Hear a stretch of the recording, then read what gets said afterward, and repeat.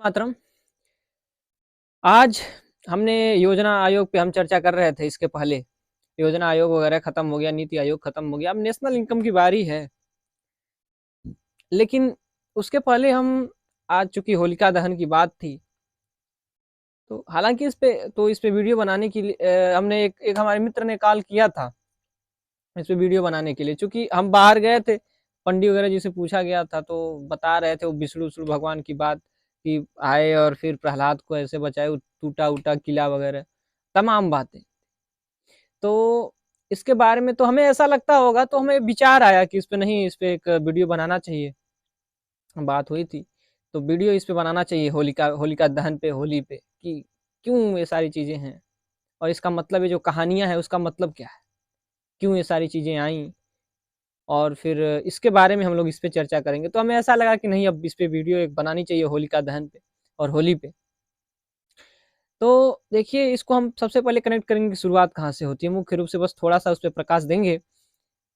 जो हिंदू धर्म है, ब्राह्मण धर्म, उसमें जब मुख्य रूप से वैदिक काल में देखिए उसकी कुरीतियां हैं कि उसमें शिक्षा नहीं दी जा सकती है स्त्रियों को, दास को वगैरह। बाद में देखिए मरणोत्तर काल में, बाद में ऐसा होता है कि जो क्षत्रिय समाज था, जो वैश्य समाज था, व्यापार करता था, तो उसको जो सामंतों ने इतना चूसा कि वो भी क्षुद्र वर्ग में गिने जाने लगे।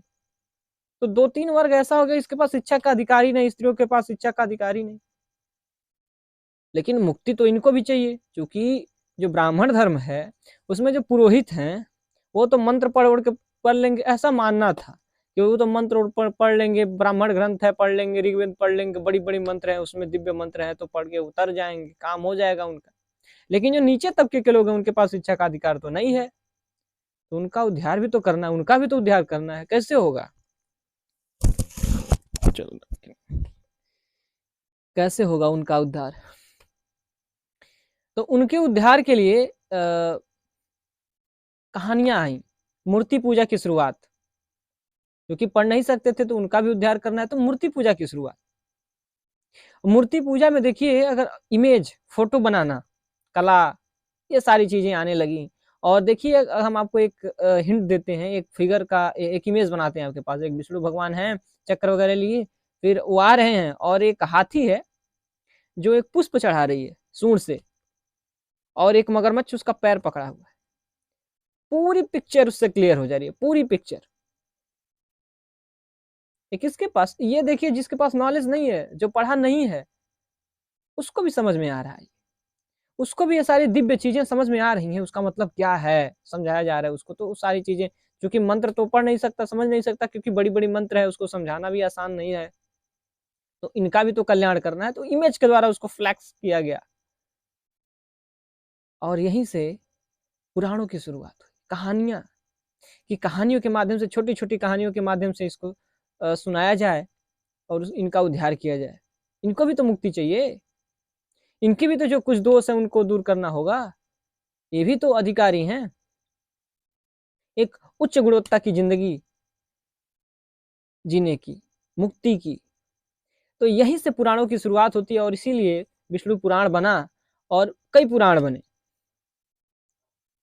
विष्णु पुराण बना, और विष्णु पुराण में ये कहानियां है, ये कयाधु पुत्र प्रहलाद और हिरण्यकश्यप वगैरह।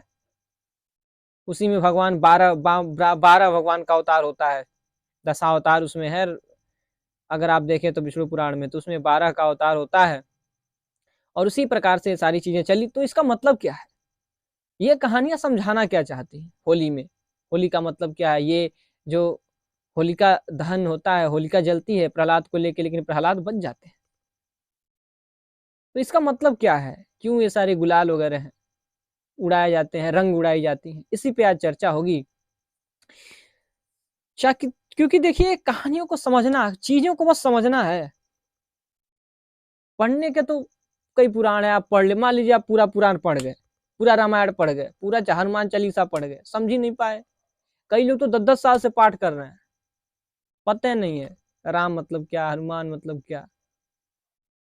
ये सेपरेट चीजें हैं, ये उन लोगों के लिए बनाई गई हैं ताकि जो जिनका उद्धार वैसे ना हो पाए, तो उनको समझा करके, इमेज के माध्यम से समझा करके, और उनको एक स्टैंडर्ड चीजें दी जाए। इसीलिए विष्णु पुराण की शुरुआत देखिए विष्णु पुराण में कैसे है, तो इसका मतलब क्या हम बता रहे हैं। मन में दो शक्तियां होती हैं, एक आसुरी शक्ति होती है सबके अंदर, एक आसुरी एक दैवी है।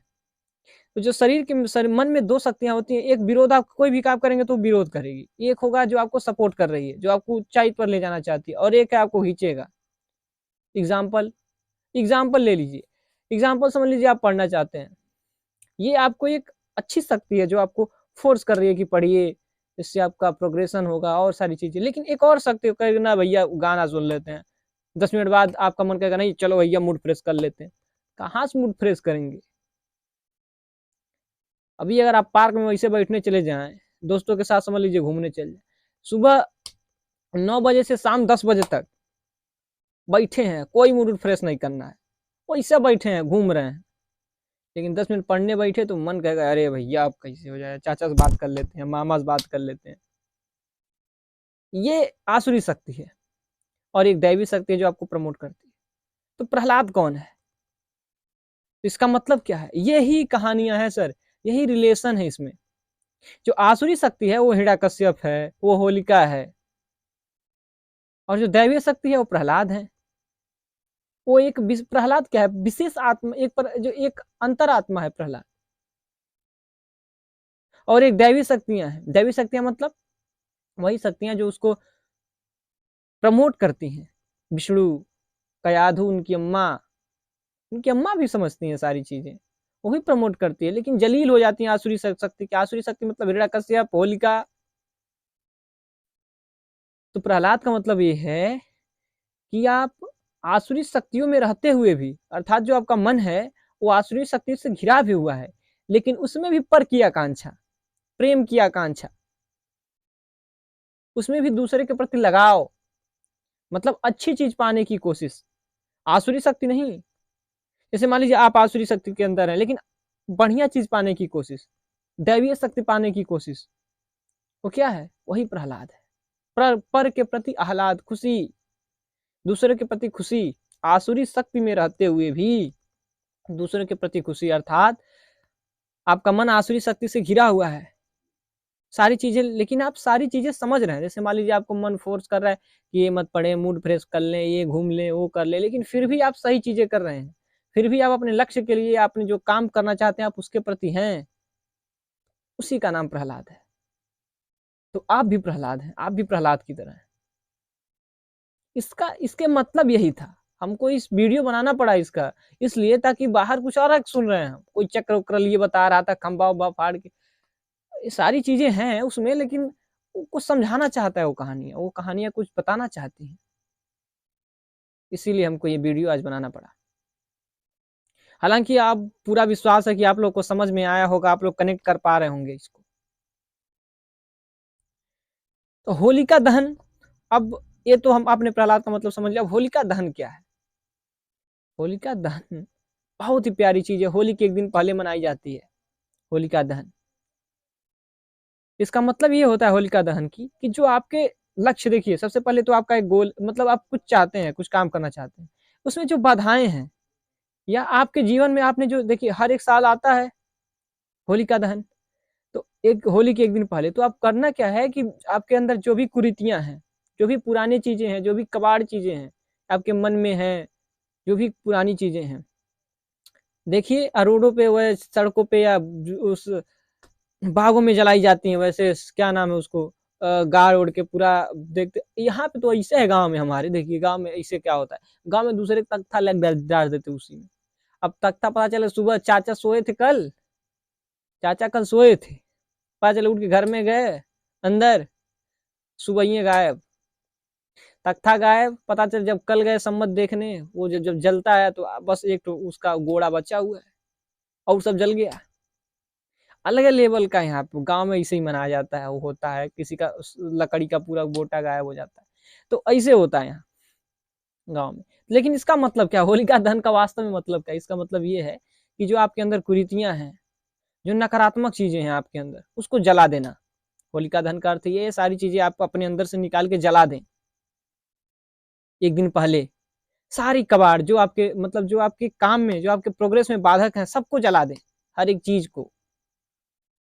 नकारात्मकता जो है सबको जलाएं, और उसके एक दिन बाद होली मनाई जाती है। कितना प्यारा फार्मूला है सर। क्या सिखाना चाहती हैं ये कहानी विष्णु पुराण में? समझाने वाला भी तो चाहिए। आप पता नहीं कितने दिन से सुनते आए होंगे, लेकिन आप ऐसे कनेक्ट करें। तो इस प्रकार से आप अपनी सारी चीजों को, जो आपके बाधक हैं, जो आपके उपलब्धियों में बाधक हैं, आप उसको जलाएं, और फिर अगले दिन, अब आपने जला दिया है, कुरीतियां आपकी जल गई हैं, तो अगले दिन आप उल्लास मनाते हैं, खुशी मनाते हैं, अपने आप को पूरा रंग से रंग देते हैं, उल्लास के रंग से, उल्लास के रंग से, पूरे मौज के साथ रंग गुलाल लगाते हैं कि प्रहलाद की जीत हुई। प्रहलाद मतलब वो जो आसुरी शक्ति में रहते हुए भी दूसरों के प्रति आह्लाद, मतलब दैवीय शक्तियों के प्रति आह्लाद, अपने लक्ष्य को पा लेता है। आसुरी शक्ति में रहते हुए भी दूसरे के प्रति खुशी, मतलब गैर जातीय तत्व आसुरी है, आत्मा के साथ वो, आसुरी चीजों के साथ वो जुड़ा हुआ है। आत्मा सबसे पहले इंद्रियों पे है, तो वो जो क्या है, वो भी उसी के साथ रहते रहते वैसे ही उसी पे प्रवृत्त हो गया है, लेकिन उसको समझ में आता है। तो उस स्थिति में रहते हुए भी कुछ पा लेना, दूसरों के प्रति आह्लाद, मतलब दैवीय शक्ति के प्रति आह्लाद, प्रहलाद है। और इसीलिए होलिका दहन का मतलब क्या होता है? जब होलिका दहन होती है, जब आप नकारात्मकता को जलाते हैं, तो क्या बचता है? वही आपका शुद्ध आत्मा बचता है, वही शुद्ध आपका अंतर मन बचता है, जो उस दैवीय शक्ति को पाता है, और उसको विष्णु मिल जाता है। विष्णु मतलब दैवीय शक्ति, अब मिल जाता है आपको। इस प्रकार से होलिका दहन मनाई जाती है, और इसीलिए इस होलिका दहन का बहुत ही बड़ा महत्व है। और आप रंगों में, जब आप नकारात्मकता को जलाते हैं, तो आप रंगों के साथ अगले दिन उल्लास मनाते हैं, खुशी कि आप सारी चीजें आप जल गई हैं, जो भी कुरीतियां थी अब आप पा लिए हैं। देखिए उसके बाद विष्णु मिल जाते हैं। देखिए, ध्यान दीजिए, एक बार कहानी देखिएगा टीवी पे, या हो सके तो शो में, कि जैसे ये सब सारी चीजें होती हैं, जब जैसे ही सारी नकारात्मकता खत्म होती है, विष्णु उनको मिल जाते हैं। विष्णु मतलब दैवीय शक्ति। अगर आप स्टूडेंट के माध्यम से देखें, तो ऊर्जा, वो आपका जो आप पाना चाहते हैं, जैसे ही कुरीतियां जलाएंगे आपको मिल जाएंगे। इसीलिए विष्णु मिलते हैं, और उल्लास मनाया जाता है, और इसीलिए रंग की होली खेली जाती है। पूरा रंगते हैं आप, एक दूसरे को गले लगाते हैं, ये आपने दैवी शक्ति को जला दिया है। और अब नए परिवर्तन के साथ अब नए साल में प्रवृत्त होते हैं, और यहीं से नए साल की बढ़िया, एक तरीके से भारतीय हिंदू दर्शन के अनुसार आप एकदम नए होके और यहाँ से प्रवृत्त होते हैं। यही कहानियां थी, यही मोटिव था इस होलिका दहन का। आई होप आप लोगों को समझ में आ रहा होगा, चीजें कनेक्ट हो रही होंगी। बस जोड़ना ही तो है, देखना है बस सर, ये चीजें हो रही हैं, बस आपको देखना है, समझना है। पढ़ने को तो सब पढ़ रहे हैं। प्रहलाद खुश होते हैं। हाँ, एक चीज और है, इसमें दो लोग होते हैं। एक तो होते हैं जो प्रहलाद के दोस्त होते हैं, प्रहलाद के दोस्त होते हैं, बहुत खुशी होती है उनको कि मतलब एक दैवी शक्ति की जीत हुई, तो रंग गुलाल लगाते हैं, कोई हल्का सा कोई, मतलब खुशी से मनाते हैं, गले मिलते हैं, रंग गुलाल थोड़ा सा लगाते हैं। और एक उसमें एक चीज और होता है, जो हिरण्यकश्यप वाले होते हैं, जो उसके मित्र होते हैं, वो गुस्सा एकदम फ्रस्ट्रेटेड खतरनाक रहते हैं उस समय। किसी को उठा नारी पटक दिया, किसी को गोबर ओबर लाग लाग डाल देते हैं, कोई किसी कचरे में लौट जाते हैं। अलग लेवल होता है। पता है क्या होता है, वो फ्रस्ट्रेटेड होते हैं, भैया का हार हो गया हिरण्यकश्यप का, दे वर फ्रस्ट्रेटेड। अब इसी किसी को नारी में उठा पटक दिया, किसी को पड़ोआ में ऐसे होता है गांव में, गांव में होता है ऐसे। अब कल, खैर कल है ही है, तो हमने सोचा कि इसको वीडियो बना लिया जाए, और फिर आप लोगों को, आप बहुत ही मजा आएगा sir. You have to connected, बहुत सारी कहानियां हैं, बहुत सारे त्योहार हैं, सारे त्योहारों पे चर्चा होगी कि ये क्यों आ रही हैं, क्यों मनाया जाता है ये। भारतीय दर्शन में देखिए, सारी कहानियां कुछ कहती हैं, और सब पे चर्चा होगी। जैसे जैसे आता जाएगा हम लोगों के जो सीरीज है, इस भारतीय अर्थव्यवस्था की सीरीज में, या इकोनॉमी के सीरीज में, जितनी चाहे सारी चीज़ सब पे चर्चा होगी। अगर बीच में त्योहार आते जाते हैं तो फिर उस पे चर्चा होती रहेगी, क्यों आया, किस लिए आया, क्या था, means what is mean of that, सब पे चर्चा होगी। आज के लिए बस इतना ही। आई होप आप लोग को समझ में आ रहा हो, कनेक्ट कर रहे होंगे। ठीक है, आज के लिए बस इतना ही। धन्यवाद। वंदे मातरम।